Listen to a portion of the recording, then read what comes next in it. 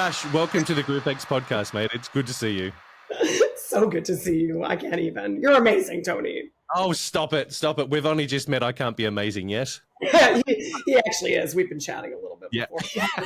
Focus back in, which at the beginning you heard me not pull the focus back in as quick as possible. I'll let everyone know we've been sitting here for a good 15 minutes or so. You can tell where this is going to go. It's going to be fantastic. So try and reel it in and grab some focus here. Yeah. Tash, tell us about you. You know, the Aussie guys over here won't know who you are, and I'm obviously the guys in the US, when we share it, will know who you are. But for us here, who are you? Tell us a bit about you so we understand you and how you got into the industry.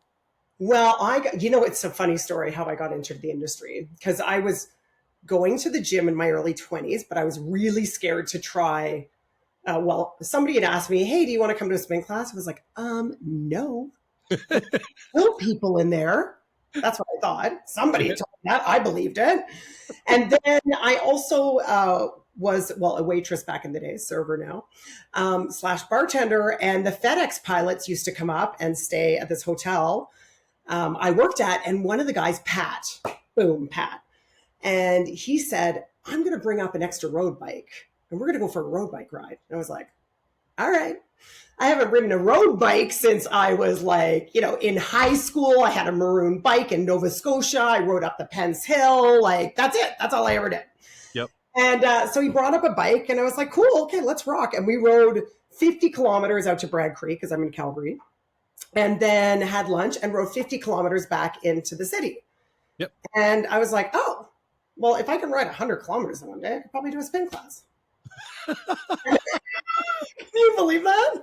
I just rode 100 kilometers and I haven't ridden a bike since high school. I'll try a spin class. You can do a spin class. If I can do 100 Ks in a day, sure. How Right? long did 100 Ks take you to do? Oh, I don't even remember. But it was just we rode out to Bragg Creek from downtown Calgary, had lunch, a nice lunch, rode back. I can't even remember. Yeah. But he was fairly athletic, so I feel like I kept up. I don't know that I slowed him down any. So I was like, oh man, I got it.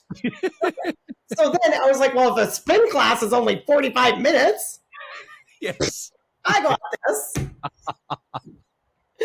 So that is literally what got me the nerve to actually try a spin class. Imagine that. Where was your first spin class at? So in Calgary here. It was World Health Club at the time, and we had the Les Mills, because Les Mills gained exclusivity with Good Life. I think it was, 2006 but before that, there was all the clubs that could have Les Mills. So it was great. It was great fun. Actually, we just had a Canada Day party, and Doug McGregor, one of the guys that I first went to his class, and he taught RPM. And I was all I think it was probably my fourth spin class in.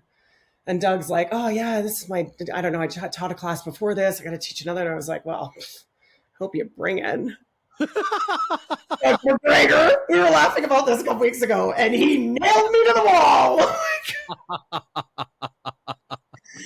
Yeah, you're good. Yeah, you're good. Just a machine.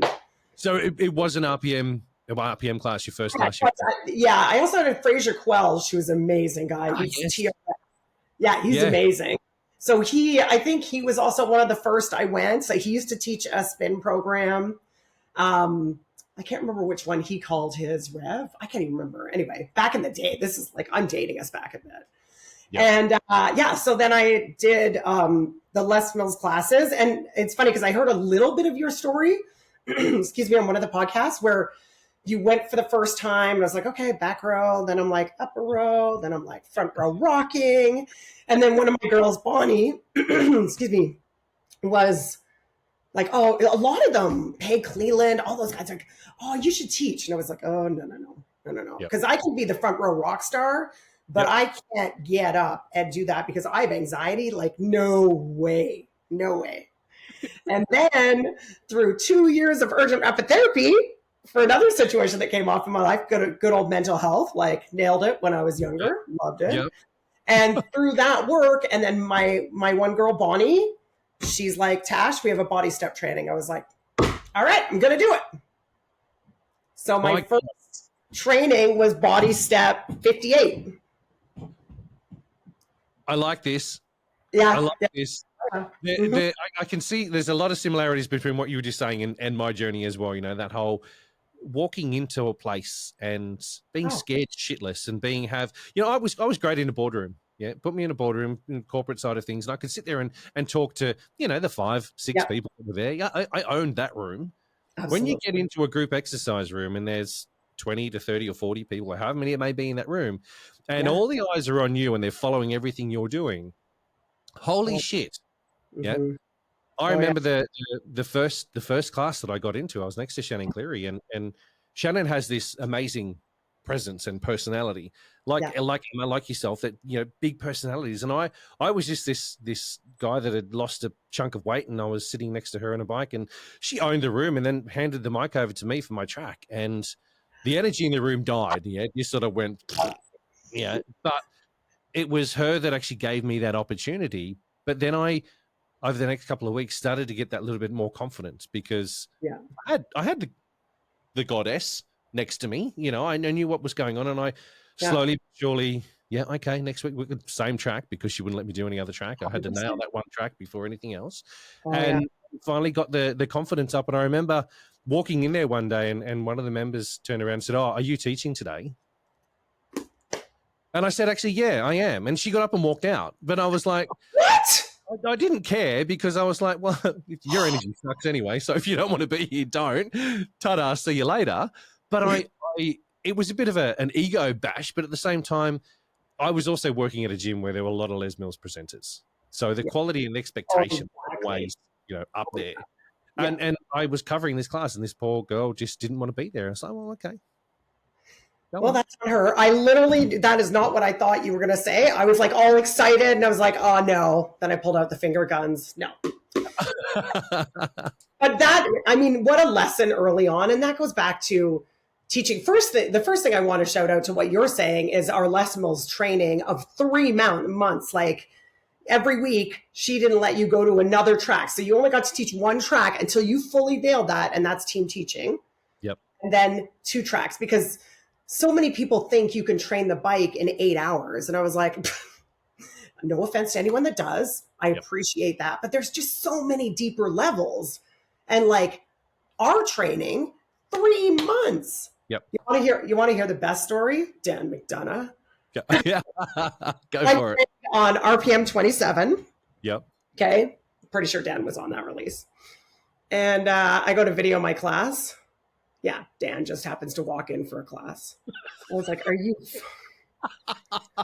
No pressure. No, you know more, Dan McDonough! Like, oh my God! Pretty sure for 10 years I only one big voice too, so...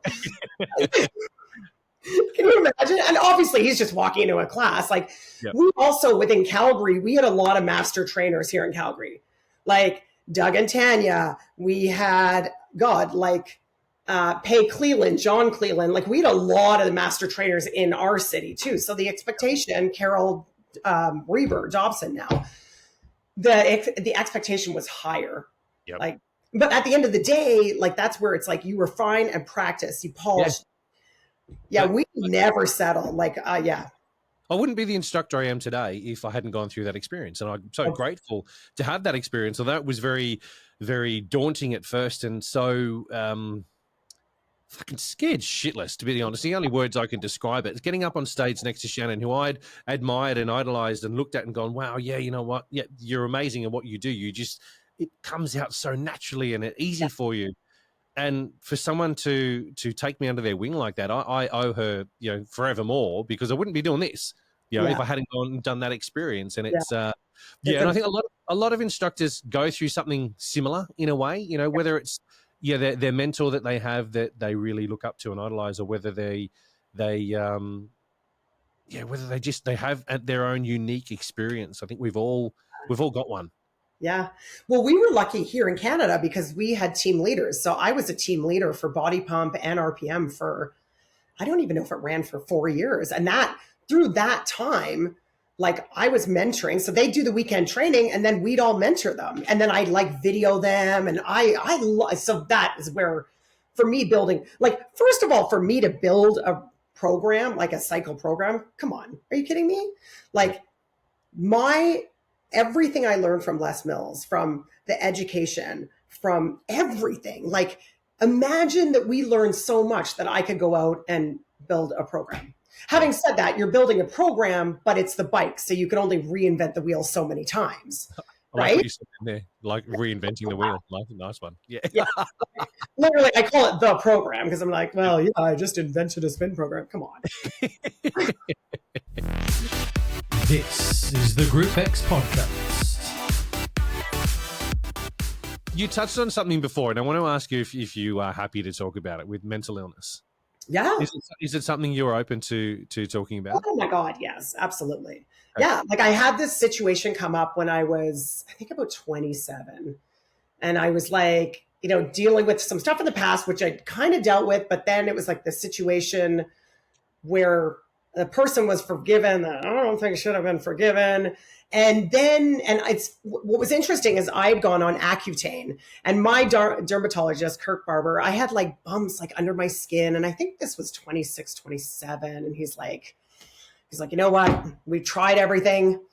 We're going to put you on Accutane. And I was like, okay, cool. He said, you're going to be hypersensitive to Accutane. I was like, what does that mean? Like, I never even heard that word before. So I was like, okay, yeah. Yep. Literally, I don't even know. I think it was like 2 weeks later. I was like, okay, so had a bit of a situation, came back in, knew I wasn't feeling good, like was struggling to get out of bed. I have to walk my golden retriever. Like I knew that something was like really off. Yep. And I never felt that bad or anything. So literally went back in his office and kind of explained it all to him. He was like, okay, so I'm going to get you in to see my buddy tomorrow morning at the Rocky View. And I was like, listen, I'm not going to like jump off a cliff or anything. I just wanted to give you the Coles notes on, and he legit, like, shout out to him and Dr. Chris Gorman, like 2 years, I was every Friday in the outpatients at the Rocky View Hospital. Every Friday I'd show up, have therapy every Friday for 2 years. And through that work, like, and you couldn't even define what the work was, but it's just like, Bonnie just happened to call one day and she's like, hey, we're doing a body step training. And I had said no for like, no, could never do it. I'll be the front row. I'll be a rock star. No, I could not. And I was like, okay, let's do it.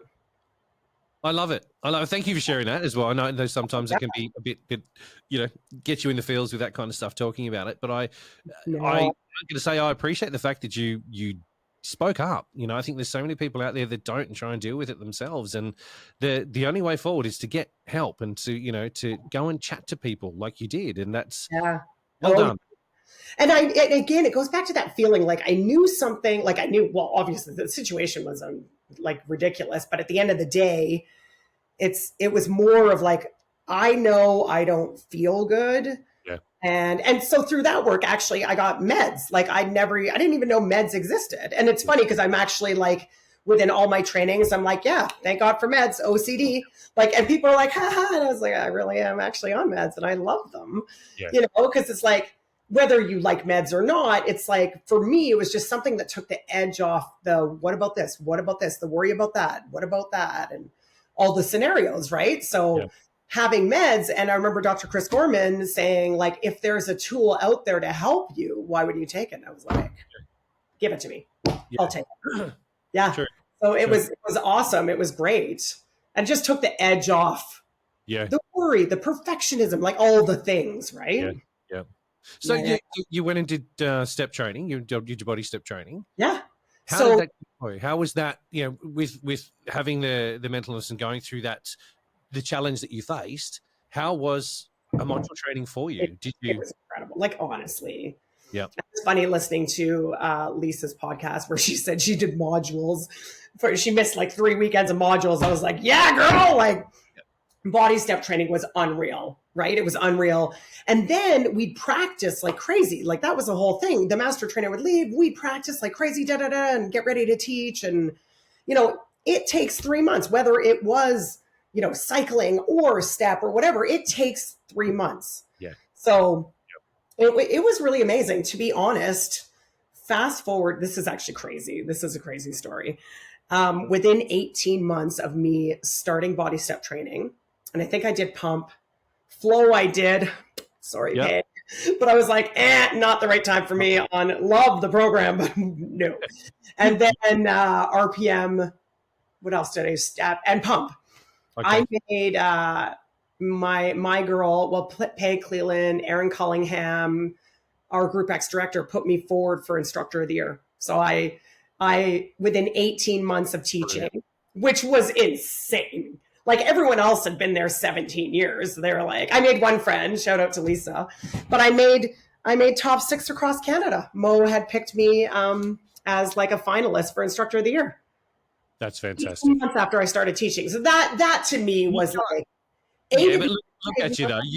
You've got skills. You've got skills. Before you even started talking about group exercise, I knew that you'd be someone that would get up on stage and you'd command a room. Let's be realistic. There's no chance you would walk into a room and be flat.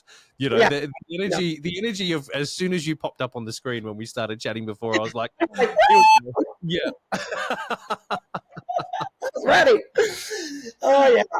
It was amazing. Like it was honestly amazing. And I was so grateful. And I really think the difference for me was, and not that everyone else wasn't, but it was like really taking that time to connect with people, to get to know them, to remember their names and something about them. And when they come again, and like, I just really am very into, connection. I mean, it's so important. It's one of the big things within my company is like inclusive AF. Like we leave no one behind, no one. Yep. Right. So it's so important. It's like, let's go down there then. What is your company? What do you do? So I train indoor cycling instructors. So what happened was I was teaching Les Mills programs for years. And then I had a couple in 2012 kind of approach me and say, hey, they had come to my class and they're like, we want you to build us a full body program. Wait for this answer. I was like, I'm sorry. We don't do upper body on the bike. That's what I said. And then they said, we'll fly in LA. I was like, done. Sure. You fly me where now? Okay, when do we leave? Yeah, sure. 100%. I was like, free flight? Absolutely. I don't know what it is, but I'll I was going to LA and I went around to all, because of course I hadn't heard of any of these studios that were doing full body on the bike. Yep. And one of the greatest things they had said at that time was, take what you like, leave what you don't. And so that was really important with me because there is a lot of obviously there's a lot of speculation out there about the upper body on the bike. And I kind of call it the Instagram spin, where it's like a lot of choreography. And I was like, oh, remember that bike, remember that we have to ride the bike first. You got to learn about the bike before you learn to do anything. So, there's definitely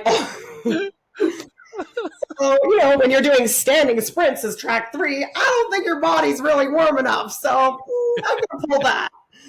Right. So anyway, I ended up building up this program, which, by the way, was insanity. So we opened the first studio. I got shingles. So that was in 2012. We trained all the instructors in my garage. It was like a 14-person garage. Trained everyone, building out the program. I was like, what do we call this? Okay, well, it's not a push-up because we would never bring our body weight over the handlebars because our body weight always stays over the pedals. So we're going to call this, and with my Les Mills background, name the move. Yep. Name the move. Like when we did a combo or like in body step, like over the top combo, whatever it was, you name the move. So I called this a pump. It was like a pump, elbows out and in. Yeah. Weight stays over your legs, chest still lifted, core strong. Right? And then I call this dip. And anyway, it's a whole progression, but built out this program. Ended up staying with that studio for 2.5 years, then left them, went to another studio, amped them up. And then people were starting to ask me, like, hey, can you help us? And the studios were like, you can help someone outside the city, but not in the city. And I was like, cool, but I'm making like minimum wage. Yeah. Yep. And so I broke out, which, by the way, breaking out on your own, people are like, everyone should break out and be an entrepreneur. And it's like, it's harder than it looks. Hell yes. Right? I was lucky I had a Charlie at that time to do that, because if I tanked, I was like, okay. But breaking out. So I did. I broke out. I worked under Charlie's company for a long time, the Method Effect. And then in 2019, I incorporated Authentic Instructor Training. Yep. And then, so really we've been going we're coming up to 8 years in October. Wow. And we just hit 80 studios /clubs. Brilliant. hired us. Yeah. So it's been amazing. That's a good number, especially with that thing we don't speak about that happened to the world. Yeah. That thing we don't speak about that. Yeah. But with that interrupting with a whole lot of shit as well. That's yeah. Well, Wow. I was crazy because we were on Zoom. First of all, I didn't even know what Zoom was. And I teach another program called Legree. And we were on Zoom because we were going to save the world, right? Okay, what do we do? What are we doing? Da, da, da. And I'm literally like looking at you, Tony, going, I could train on here. Yep. Oh my God. And I, 100%, it was like, I could train on here. Yeah. Basically, I had a bunch of, because again, our Les Mills background, you self-assess, you look, if I say chest lifted, is my chest lifted or am I down like this? So I was coming up to 50, feeling the bike a bit more. You said 30 then, didn't you? Because you told me before you're only 32. 33. Yeah. Oh, sorry, 33, sorry. Oxford, I'm with you, and Emma Berry, of course. Shouting out Emma. Don't take the 33 from Lisa. This is the GROUPEX Podcast. And legit, I had videoed myself, and the girls would make fun. Like, oh, who's Tash going to ask to video this week? And I was like, screw you guys. I don't even need you. Put the phone in the shoe, in the men's shoe, Velcro, socks in behind, videoed. I was like, right on. And who's laughing now? Oh, after the pandemic hits, I start my first online course. And we're still going to this day. Like I have my trainers that like I have some in person and then online. Like and the online, it's like, there's no borders. Yep. Oh, it's amazing. It's unreal. It's unreal. How many classes do you teach a week? Well, I don't teach as much now because I'm running on definitely a few injuries, like the hip aching. Was that a symptom before you guys got your hip replacements? So let me explain that one to you. Yeah, that's fun. I'd like to hear about that. My daughter's 7.5, going on 21, if you ask her. Right, obviously. When Leah first arrived in the world, I taught, and I was still working at Les Mills, traveling around as account manager back in 2016. Come 2017, we decided we needed to move. We wanted to be closer to family, so we moved from Canberra up here to Wollongong.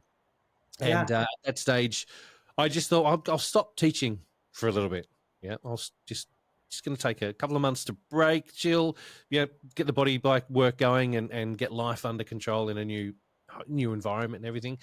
Probably about 3 months in, I started getting a bit of pain in the hip, and I was like, "Oh, what's that all about?" Now I was like, "Oh, it would be sweet, just pop some painkillers every now and then, and it'd be sweet, man. Don't worry about it, and just let it go." Now that happened so she's 7, so probably until she was about 3, and then I went to the doctor and went, "This is a bit intense, Can I do something?" She said, "We'll get you in contact with a specialist," and so he sent me off for an X-ray. Got me in and said, "Oh, yeah, look, it's you've got no cartilage." Oh man! Altogether, but what had been happening is that it had obviously been that way for quite some time, but because I was training so often, the muscles and everything had adapted and were holding stuff together so that I wouldn't feel the pain. Yeah, and it was when I stopped training that the pain started going nuts, and so I just stupidly should have gone straight away, but it was like, oh no, I don't really want an operation at my age. I'm not 45. I was like, no, I don't want to do that. No, I'm screwed up. No, I'm 32. Waited for 31. 31. Yeah. So I waited for a year, stupidly, and the pain got worse and worse and worse. Then I actually went and had a chat to the surgeon, and he said, "Yeah, okay, but it's we could do it, but it's going to cost you about 20 grand." And I was like, I haven't had health fund since I was 18. Let's be realistic. I just went, wow, shit. So I had to wait then and go on the wait list. Now the wait list is probably about 12 months. So I had to wait and deal with pain, and so I got myself into the pool and doing a whole lot of prehab stuff to try and get mobility and just move and what have you. Then finally got it done, and I was like, oh, thank God for that. However, the 6 weeks afterwards was probably the most excruciating, agonizingly. Oh my God, really? But now that I've had the other one done as well, bionic man and no pain whatsoever for the first time, and I'm going to say close to 6 years. Shit. It's absolutely amazing. But it does start off with that little bit of pain that you need to listen to your body. And if you're in touch with yourself and you know your body, you know when something's not right. Yeah. If the hip is starting to go, just go. It aches. It aches when I fly for a long time, when I drive for a long time. It's been for a long time. It's been doing that. And it aches when I'm on the bike a ton. So I was just like, no, I'm just going to do a little bit more yoga. So I have trainers. These guys are amazing. Like, and the other thing is, like, I've been on the indoor bike since I was 27 years old. Yep. I mean, 52. Yep. Slash 33-ish. Yep. Long time. Like, look, I think I decided to get a massage gun, and that was a lifesaver. Yes. That thing just every day for half an hour, I would just sit there and jackhammer the hip to get everything from my knee to probably halfway up my back to loosen off. Oh yeah, the water bottle muscles, the QL. Oh, anyway, we sound 100. Yeah. You know what? I'm just going to turn and show you because I want to show you. Oh, I don't think I can. Oh, balls. I want to show you my body bike. I want to talk about body bike. Look at that thing. Yeah, it's a legend. I just can't lift too high. I wanted to show you the side because my logo's on it. No, I have seen that. I've seen that on socials. Yeah. I'm so excited. Yeah. Tell me about body bike and what you do with body bike because I am obsessed with body bike. Okay. I really am. I literally was so busy that I was just flying and I have like lists upon lists. That's a thing.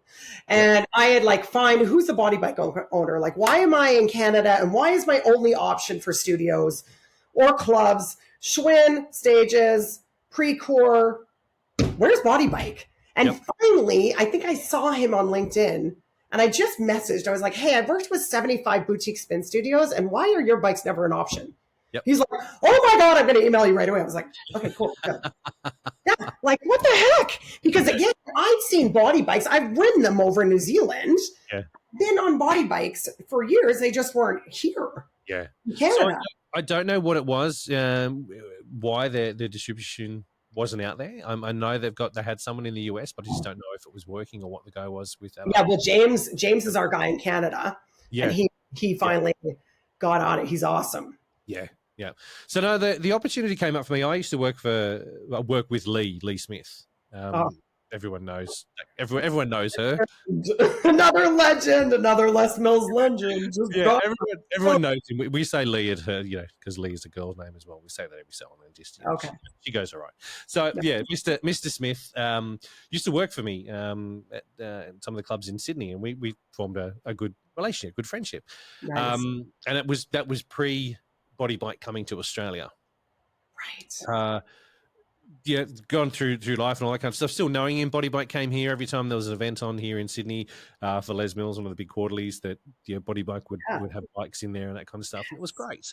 Then I left where I was working and went down to work for Les Mills in Canberra. And then when Leah came along, as I said, we decided we wanted to move and relocate.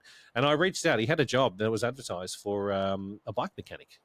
And I was like, oh, I've never done anything like that before, but I'll throw my hand up and go, hey, dude, do you reckon I can do this? And I remember I was in Port Macquarie doing a round trip to see some clubs up there, and I remember sitting in the car chatting to him at like 6:30 at night, and I said, mate, do you think I could do this? And he went, oh, mate, let's have a bit of a chat because I think we could use you in other ways, not so much as a mechanic. He said, you don't sort of come across as a mechanic.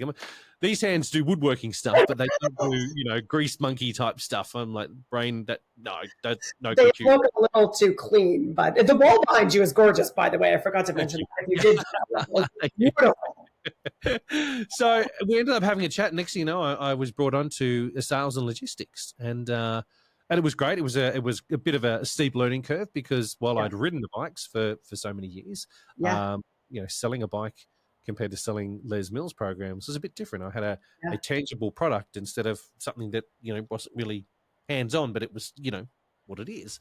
That's sort of where it started. And so since then, there's been sales and logistics into there was national sales manager, then into sales and operations manager. We're there's only a team of 3 of us here in Aussie, so we're a small team, but we make an impact. There's enough demand for what we're doing here at the moment for it to be successful, and Well, because they're hand built. Like this is where they're hand built bikes in Denmark. Like, they're just I've always known they're incredible bikes, but it's funny because in Canada they're like, thank God again, shout out to James for getting, somehow bringing them to Canada, but just people are so set in their ways of like stages and Schwinn and I rode Schwinn for a long time. I had a stages. Thank you, Tony, my bike guy. I love him. My other Tony. But body bike is like hands down. So they didn't even bring me on as an ambassador yet. And I had already sold 2 studios. I was like, yeah, it's just okay, so we get these bikes, we get them logoed. So we had 1 studio in Saskatchewan, 2 actually in Saskatchewan, Arrow and Solstice, and boom, like the bikes, gorgeous. So, and then I became an ambassador, which I was super excited about. I was like, Dan McDonough, move over. And then Dan's run away anyway, hasn't he? Dan's no longer in Canada.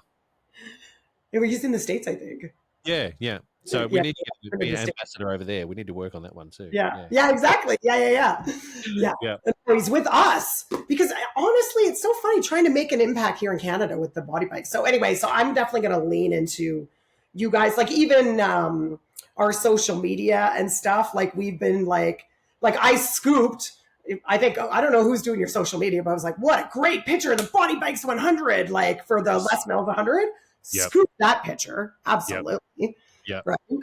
And, they did well with that. That was an amazing event from what I've heard. I wasn't over there for that one, but an absolutely amazing event. And actually, one of the ambassadors, Kim, she was, I think she taught the Les Mills 100 as well. She was one of the presenters. Kim, you were. So our body. What's Kim's last name? Starts with a G.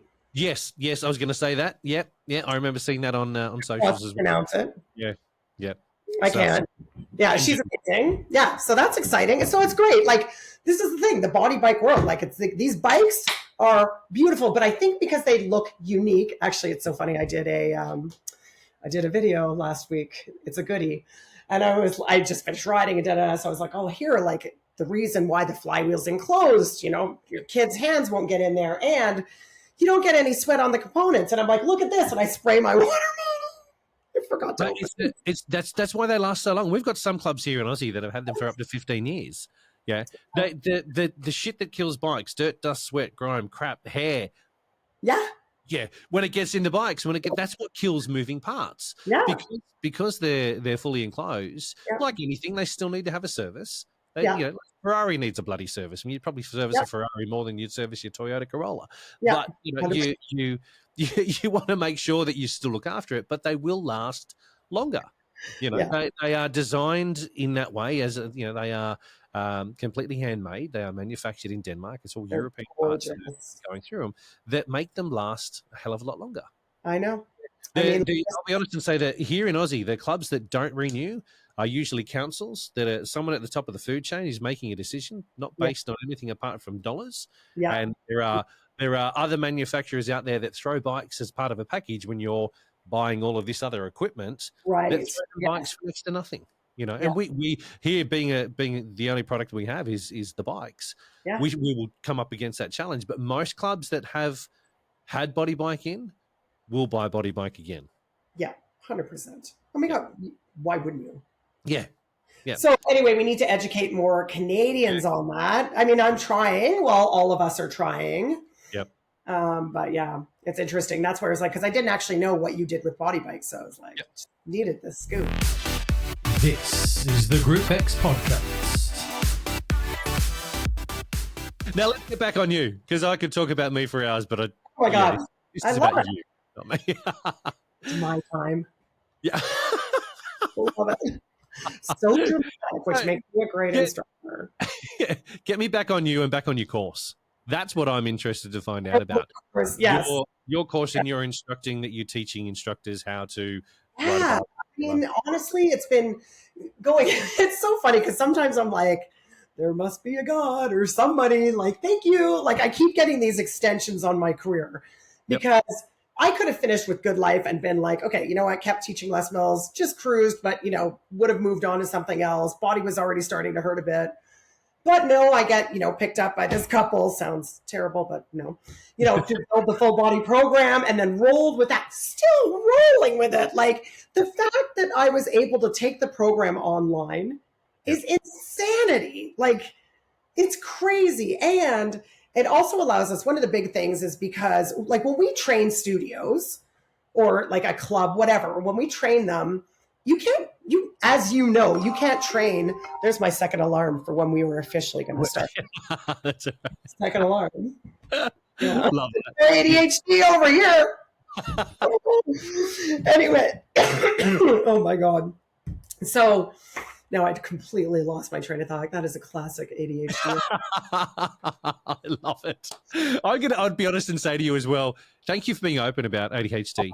Yeah. Oh my God, how can I not be? Hello. It's if you don't mind, I want to talk about that for a second because it's got to obviously be a challenge teaching a class as well. Well, it is. It's funny because a couple of weeks ago, my psychiatrist, because I was like, why don't I have any hyper? First of all, I didn't even get diagnosed with ADHD till like 2019. Like we knew I had it. I saw Oprah in the 90s. I was like, oh my God, every symptom on Oprah. I was like, Jeff, my first husband. Oh my God, I got ADD. Oh my God, that's totally it. Like 100%. So I always knew I had it. Yep. But he said, because I was blah, blah, blah, because all over, whipped up. And he's like, you have hyperfocus when you teach. I was like, well, that might be debatable. Like when I teach Legree, the bike, yes. But yeah, for me, well, there's so many things with the ADD but it's everybody has it. Like not ADHD, but the perfectionism, the imposter syndrome and all that. But for me, how I dealt with that was I was always so prepared with my releases. Yep. Like I'd have friends that'd be like, okay, I'm just going to pop open the release the night before. I was like, are you nuts? I've been studying for weeks, And so same thing when I built out the program and was doing that, like built out track profiles and songs within certain BPMs. So that was a hell of a learning curve, let me tell you. Yep. But then the music sounds similar. And again, it's the same thing. The same song is injected in with different music. Yep. So depending on how long your beat drop is, I was always like, I'm a time. Because remember, we learn different ways. Yeah. So again, with Les Mills, you either learn by time or you learn that there's a drum boom and to go or right or your counter. And so I do that within the program. So for me, I'm all time. Yep. That beat drop, BD, 38 seconds. Right? Wow. Like, like I would write out fast climb, BD, 38 times 2, then 30 seconds to finish. Now, I wouldn't look at it while I'm teaching and be at home, kind of like you look through your choreography notes before your class or before you go to the studio. Then I'd be like, oh, yeah, only gold. Okay, that's 2 beat drops. Yeah, they're 25 seconds each. And then there's 25 seconds to the end, next song, right? So I would find ways, but I was, when the music came on, because I love music. I love music. Which is probably a lot of us.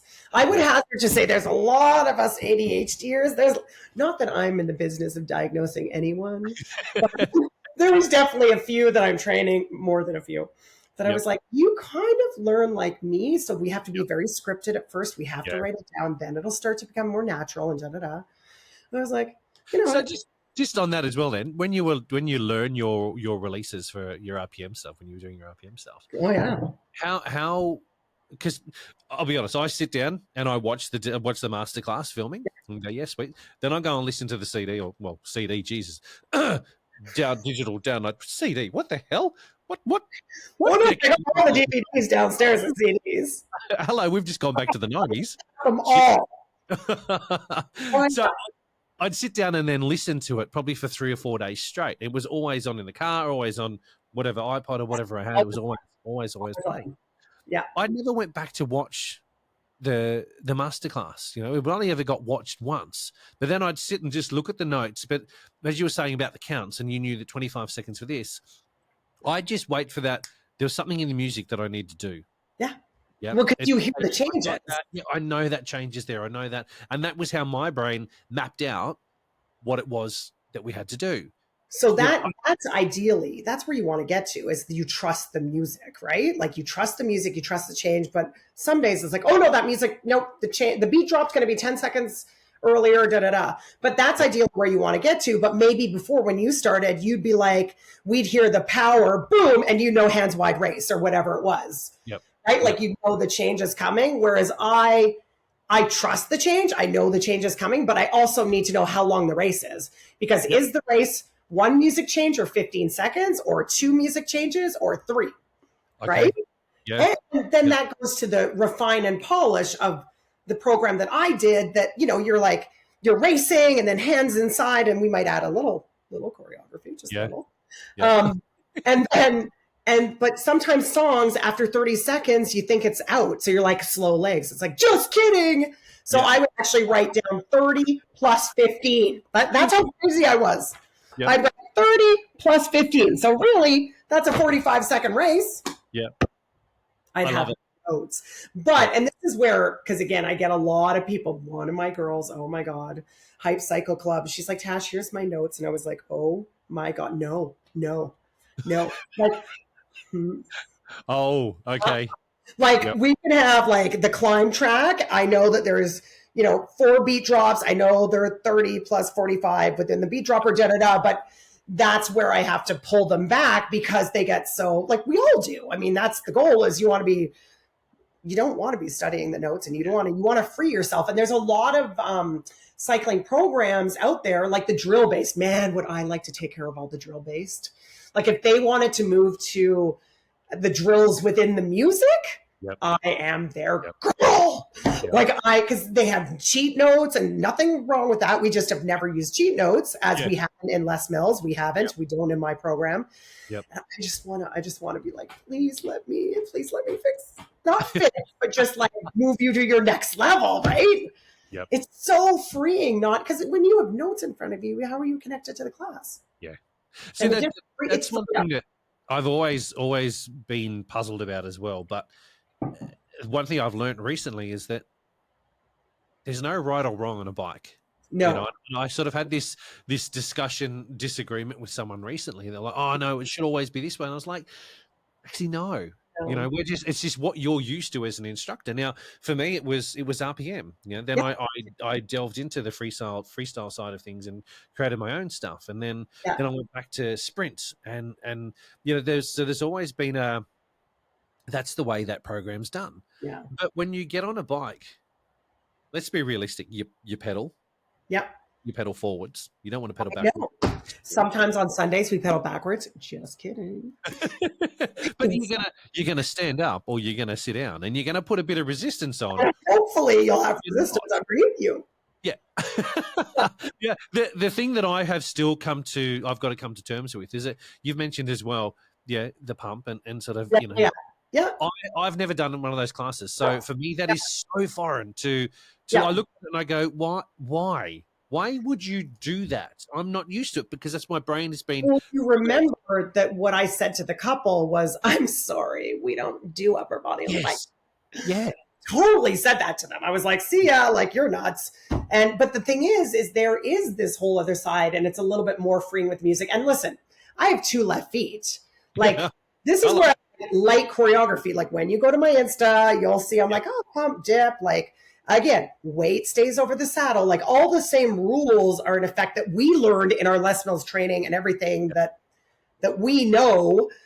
And I just added in a little party moves. And it's just like with the beat drop, it's just like, oh yeah, pick a leg, drop both elbows, but elbows stay level because your weight is in both legs.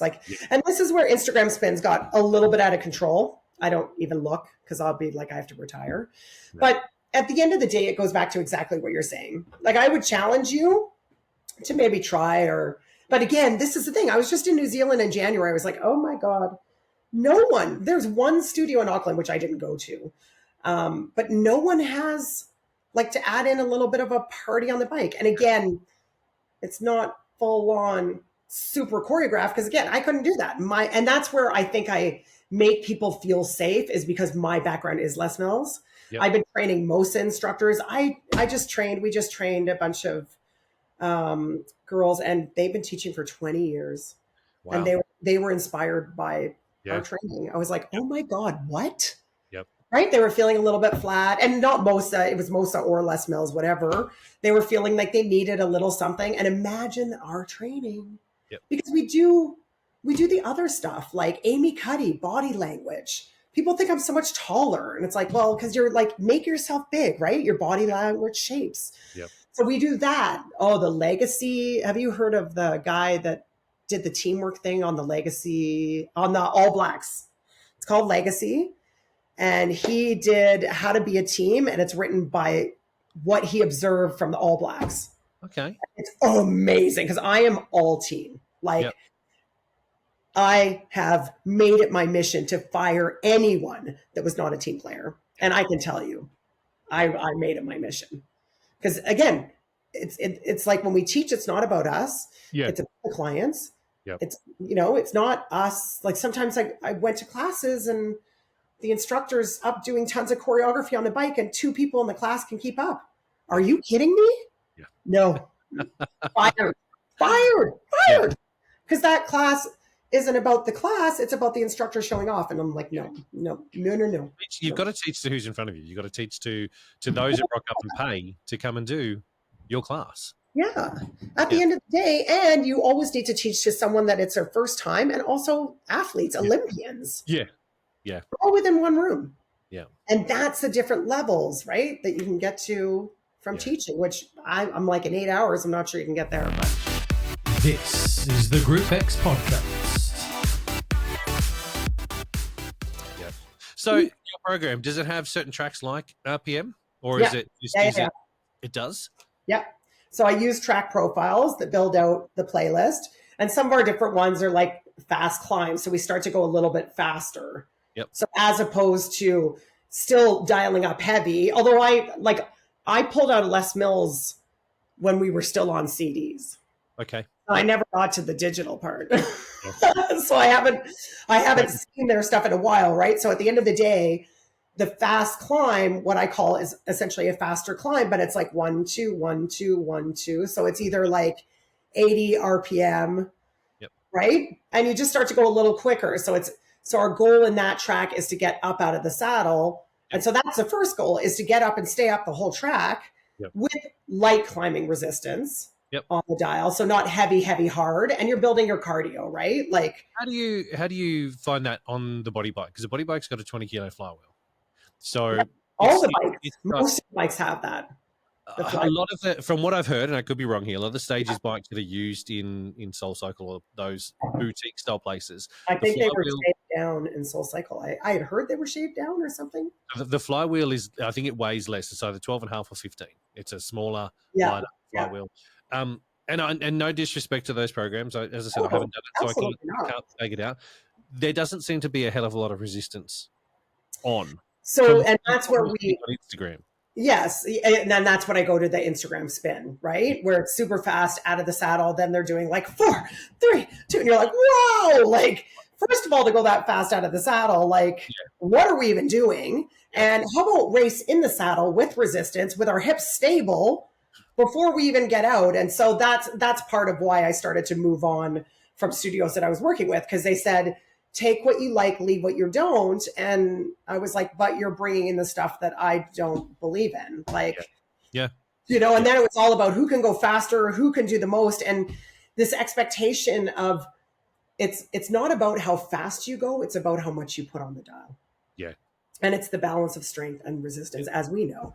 Yeah. And that's where I think maybe my training or my company's training is different, is because you have to get your indoor cycling. We could say spin in Canada, but your indoor cycling foundation, you need to know the bike and respect the bike before you even get to any party moves. Yeah. Like, you have to know about the bike. Yeah. Right. You need to know how to train before you can add your flair and the excitement of everything else that's going on. Absolutely. Well, it's like you walk before you crawl, before you walk, before you run. Yeah. And even we're starting studios in these towns that don't even have bikes. That's the bet. Like, that's our best work. Like, not only are we teaching them how to ride the bike, we have to teach them to teach the bike. Yeah. So, and also the clients aren't going to know how to ride. Yeah. And so we start out. So basically, I would say where we start is not where we finish. Oh, yeah. It's amazing. It's amazing. That would be cool. That's because you don't have to unlearn. No, Teach, you're just sitting there absorbing and taking it on and going, well, I don't need to, well, hang on, no, I've been doing this way for 10 years. No. This is how we do it. And they just go, cool, this is how we do it. I have done people like you that have said, I would never pump and dip. Actually saw, they were down in Fernie and all the outdoor riders. And I'm in, like, listen, I was an outdoor rider once at one point. Didn't love it. Love indoor music. Yep. But at the end of the day, I would never pump and dip. I was like, that's okay, because the base of the program is to the beat. So it doesn't matter whether you want to add the party moves or not. We're still riding to the beat. Yes. And and at the end of the day, they were like pumping and dipping by the end of the weekend. I was like, who dis? It was insanity. I couldn't believe it. I was like, listen, I'm not here to convince anyone. But again, it's just like adding a little flair. It's like a compliment to your climb. You're still climbing. Your work ethic is still on, but it's maybe just a little distraction. Yeah.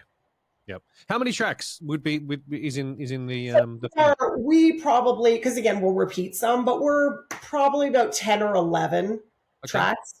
Yep. Yeah. But some repeated. Yep. Right? And are there releases? Is it like Les Mills? So you've got a certain release that comes out every quarter, or how is that? How is that? What we do is we actually teach everyone. So, and that's, I think that has been, because actually within Good Life, Carol, one of our girls that I used to work with there, she has endorsed our program because some of the big box gyms now want the boutique style spin. Yep. Right? Because they're busier. Some of our boutique places haven't been as busy. And I'm like, absolutely. But then they don't really know what it is. They don't know what it is they're doing. And I'm trying to explain them to them. What was the question? I lost it now. Now I was like, sure. I started with how many tracks? Oh, how many tracks? Yeah. Where was I going with that? Oh, quarterlies. Oh, okay. So because because I was going to say they're nervous. They're like, Tash, we just want to get releases. And I was like, but I'm actually going to teach you. So basically we clump like a steady pace track. I teach them. It's like, if you tap with one leg, because I actually teach them how to tap music. Yep. So then first of all, I give them a lot of music. Like when they even first start training with us, you pick from the songs that we have. So you don't have to worry about that. Yep. This is a climb. This is a steady pace, like all the tracks, right? So they don't have to worry about that. And then we teach them the methodology of like, here's how you tap. Yep. And some of us tap both legs. Like I'm like 1, 2, 1, 2, 1, 2. And some of us tap one leg, right? Or RPMs. Yep. So I show both ways and I teach them how to find their own music. Having said that, they possibly would never have to find their own music because I give them some. They can always ask me for some. Now I'm selling 25 track profiles or songs per track profile. And then I take the work out of it for them because the Les Mills and the Mosa people are like, yeah, I don't want to do it. Tash, you do it. And I was like, okay, like I love it. So pick me, sit around, make me money, like tapping out tunes. Hell yeah. Yeah.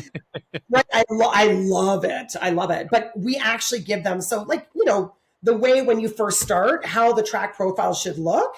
And then as they get more experience, you can start to slide some around a little bit. But again, you're always one step ahead of the clients. But in towns that they've never had spin, you're not even doing a fast climb, get up, stay up the whole track. There's not a chance. No chance they're able to do it. No chance. And if you're going to even attempt to get the party moves, it would be in a party climb that's 130 BPM. Yeah. Right? Where they'd be able to do it. Yeah. Yeah. Well, not even be able to do it because it's like, just try your legs. Yeah. Okay. And try. It's so fun. It's like, all right, everyone hold. Looks like a ski wipeout yard sale. You're like, just sit. Let's try that again in a bit. It is that has been the best. And to be honest, the first studio I started, that's exactly what it was like when they started. Yep. But now, because it's been so many years, everybody sees that these studios have been going for years and they're advanced in their thing. They're advanced. And it's like, are you advanced? Yeah. Riding super fast out of the saddle with a lot of choreography? No. Yeah. Also, you're burning out your thighs. Yeah. How is boutique cycling going? Not so great in definitely in Calgary. It's definitely tanked. Yeah. And I don't know. I haven't really had time to research everywhere else, but I know I don't know. I don't know if it was because of the pandemic and a lot of the cases, the high intensity, or everybody had bikes at home. So then they got back and they wanted to do other stuff. I'm not quite sure.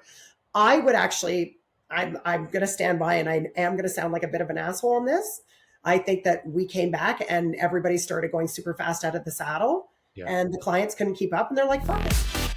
This is the GROUPEX Podcast. But I think instructors have a lot to answer for. You know, when I do. programs don't work in a club, it's not the program. Yeah. It's how it's being delivered.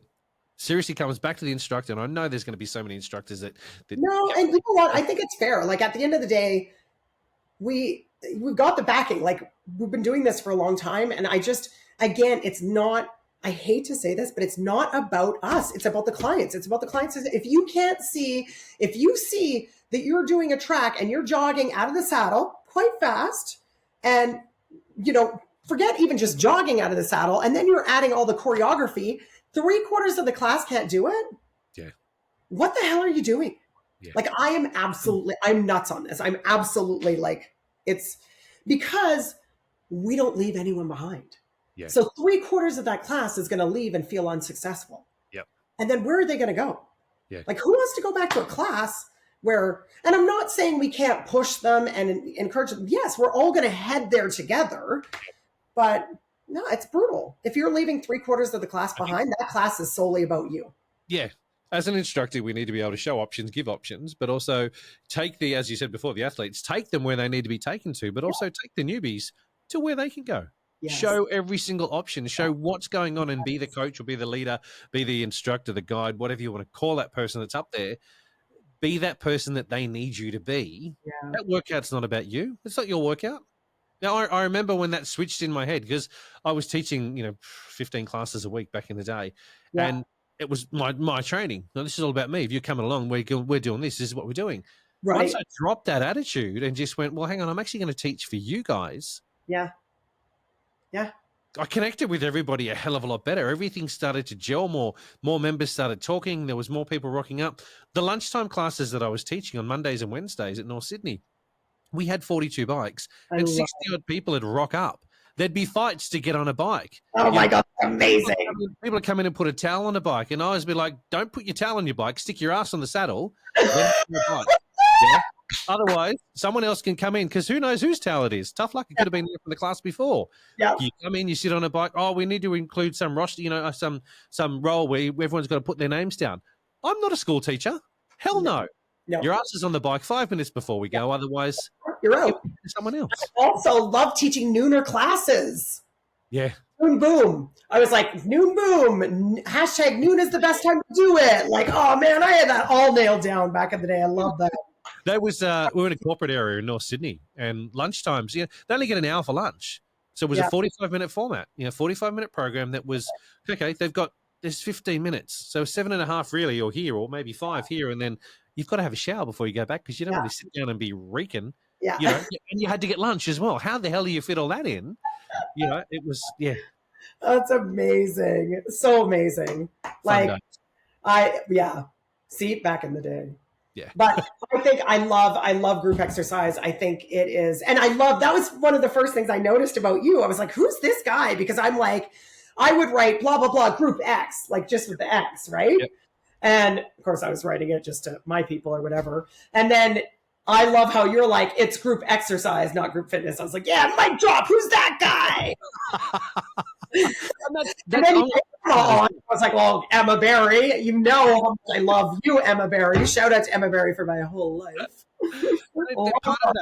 Part of that for me was, that's when I think here in Aussie, things started to change. Because when I started back in 2002, it was Group X. There was a GX that was on the wall up, or was on a timetable, and that's what I remember seeing. And that's how I got into the industry. Now, somewhere between there and now, it changed from being group exercise to either group fitness. Group fitness instructors this, group fitness instructors that. And I was like, hang on a second. Yeah. A group of people can't do fitness. Yeah. A group of people can do exercise and work on their fitness. Yes. Yes. So to me, when I look at those words together, group fitness makes no sense. I mean, I understand what it is because as an industry, we'll be like, oh, that's what it is. Yeah. But when you look at personal training, those two words together make sense. Let's go over here. Small group training. What we know, small group training. It's a small group of people training. Over here, group fitness. Group. Hang on a second. It's a group of people exercising. Yeah. It's not group fitness. So fitness is the outcome of what we do from the exercise we're doing, and that was my big thing too.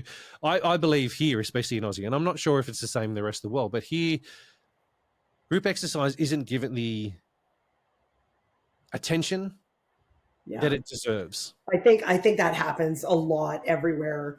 I mean, wasn't there a stat that came out last year or something that it's so funny because there's so many times I'm like, oh, I'm going to use that. Oh yeah. Like, I think it was 62% of people that went to the clubs. I think maybe it was from URSA. 62% of the people that go to the clubs are going to see their favorite instructor. Yeah. 62%. So it's like, and are we making sure our instructors are upkeeping? Are they like still loving it? Are we pumping them up? Like, who's pumping them up? Yeah. That's right? it. They're at top performance for all your clients. That's 62% of people that come to your club is for your GROUPEX instructors. How is group exercise management done where you are? I don't, because again, I'm a little bit unmanageable, so I don't really. I don't know. Oh, hashtag honesty. I love that. I think my last raise, no offense, good life, because I did love you guys, but I think my last raise was 75 cents instead of $1. And I was like, I practice my releases. Yes, I'm in Phoenix a lot, but I'm like, when I'm here. And I was like, yeah. Yeah, I think that's where, and not all GROUPEX managers, but I think there's a lot of GROUPEX managers that don't have the right skill set to be GROUPEX managers. Yeah. There's more than, as I've discussed on this show many times, there's more than just updating the timetable and finding covers, putting numbers into a spreadsheet that no one bloody ever looks at anyway, and doing pays. There's a hell of a lot more to it. If that stuff is automated and done for you, brilliant. Let's get it automated. Let's get it sitting over there to allow the GROUPEX manager then to rock up to Tash's class and go, cool, I'm gonna assess you. I want to see what you're doing, not to give you feedback that's gonna critique you down to the tiniest little, you're off 2 seconds then. Like, that shit doesn't need to happen. But it's like as you said from the beginning, you take the good and you leave the bad. So I would come into your class, assess what's going on, give you a whole lot of good stuff, give you the shit sandwich so that that here's some good stuff, here's the crap I reckon you can work on, and the underneath stuff. But allowed me to work with you as my team to better improve.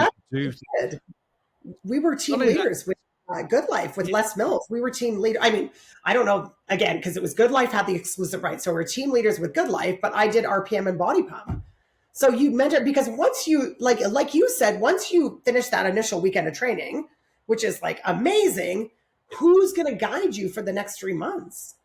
Right. So I lived for that. And that's how essentially I knew I wanted to mentor and work with instructors. Right. Like, I love it. I don't know how I got so lucky that I was able, that couple picked me. And then all of a sudden it was like, I am able to do this in my own company. That's like the biggest mic drop right there, And I have trainers, like the only master trainers I have are people that I've trained from weekend one.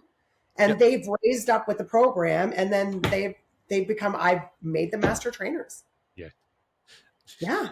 I like hearing that, because you straight off, you tick a whole lot of boxes in my mind where I believe that people that are in a position of power that are training people up, you train people up to hold them up. That's when you shine. Yes. Yeah. You don't train them up to keep them just below you so that I'm still the best. No. You push them up, because that's when you shine as an individual, when your team that have come through your training are getting places and actually doing a whole lot of stuff. That's when you shine and go, I'm good here. It's insanity. It's actually insanity. We have 222 5-star Google reviews. It's unbelievable. Like, it's unbelievable. And you read them and I was like, Courtney, you died? I died? All my trainers, Sarah, Janika, Kristen, did we die? You read these and they're unbelievable. But that's essentially it, is like, for me, and here's my why, is because nobody believed, and I always say nobody believed in my sister and I growing up. Like there was no like, how are you? Like, oh, maybe you should do your hair, and nothing. Like nobody believed in us. Yep. So my big why is I believe in everyone. Like before they even walk in the door, I already know what they can do. Yeah. I already know. And so for them, I don't know if they just get that feeling that we already believe in them or what it is. And then just all our different tools and things that it's just, even right down to having a WhatsApp group chat. Yeah. And I literally watch that. Like if there's a person that's going to be an instructor and they're not communicating, they're not anything, like why, if you don't even, I don't want to say if you don't care about your teammates right now you're training with, how are you going to be an instructor and just care about humans? Like I literally look at that. Like I'll look at everything. Yep. Oh yeah. Because we are only raising people up. Yeah. True. Hey, I've got a couple of questions that I want to throw at you that are industry related. You ready? I don't know. Am I? What do you love about our industry? I love what we do. Like I love believing in people. I love lifting people up, like being a part of their day, right? Of being a part of their day and maybe sometimes the best part of their day. I love connecting with people. I'll never forget at the sweat lab when I worked there once. This Valerie came back to me. She's like, I have a new girl. She's really nervous, And I was like, okay, absolutely. Come out, bring her back. Her name was Laura Blaine, like to this day, love. And she was like shaking. She's like, I've been wanting to come in. I've driven by for a year. I was like, come with me. Like oh wow, probably more than she bargained for. I'm holding her hand. It's like, we're going to go into the studio. I'm so glad you're early. We're going to get you all set up on the bike and I'm going to show you everything. And then, I was like, the only thing I want you to do this whole class is move your legs. That's your only job. That's it. Anything else is a bonus. And she was one of our best clients. But imagine if someone had been at front desk and they'd been like, well, okay, well, the church, just the whole thing, right? Like, it's just, you never know. I always remind people, like, your first class, like, what was your first class like? Yeah. Because sometimes you've been teaching a long time and it's like, oh, maybe you're reviewing right before class. No. Yep. And just the people are coming in, your back's to them. Oh no, like just always, always so welcoming and loving on people. Like I'm a natural born cheerleader. I never was a cheerleader, but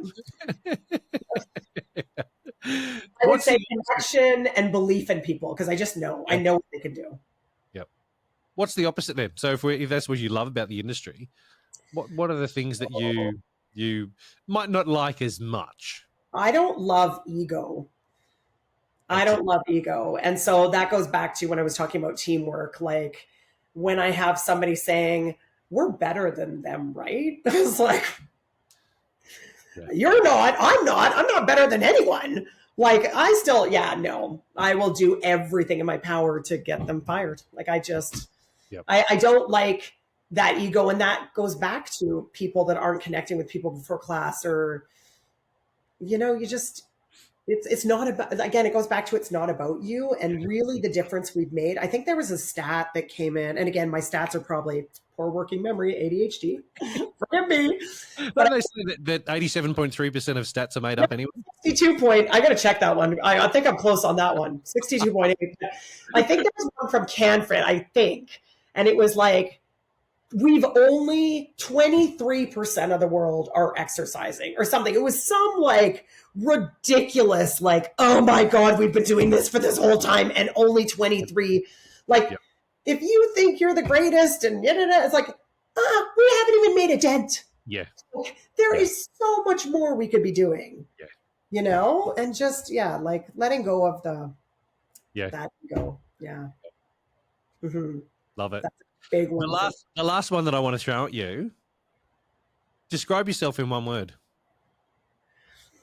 Tornado. Oh, I love that. Yes. A good one. An absolute rocker. Rocker. Ah, yes. Tornado Dash. Yeah. That is brilliant. Mixed with a little sunshine. Yep. Yeah. You like it? I was good. Yeah, I wasn't expecting that, but that is, I would say to you, you have set yourself up so well in that one word. I think, who used to call me that, Tornado Tash? Somebody, Tyler? I can't remember. So good. So good. Fantastic. I am whipped up. Yeah. Yeah. Tash, I want to say thank you for coming on the show and having a chat with me. I've honestly, over the last hour, enjoyed getting to know you. You know, we've communicated via email over the last, God knows, 4 or 5 months, whatever it's been, and finally made it happen. Thanks for sharing some time with me and coming on for a chat, man. I've greatly. That was awesome. You're amazing. I'll definitely get back to Aussie, Aussie, Aussie. Oi, oi, oi. Right. When you come over, make sure you get in touch. Obviously. We'll go for a cup of tea. Yeah. No. Are you kidding?